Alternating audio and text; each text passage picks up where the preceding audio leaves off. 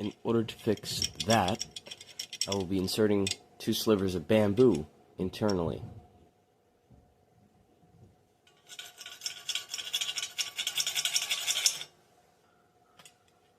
There we go.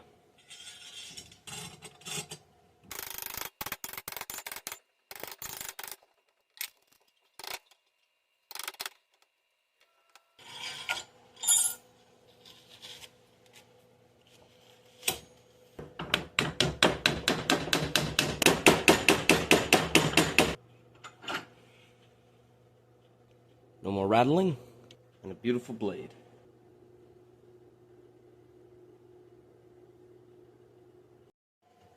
Turns out this scabbard is done for.